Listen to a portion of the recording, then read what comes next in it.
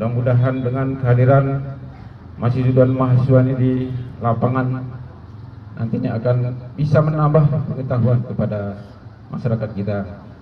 Harapan kita semua dengan mengucapkan Bismillahirrahmanirrahim. Hari ini saya melepas sekaligus menerima peserta kuliah pengabdian masyarakat STAIN Gajah Putih Takengon. Sukun nggak?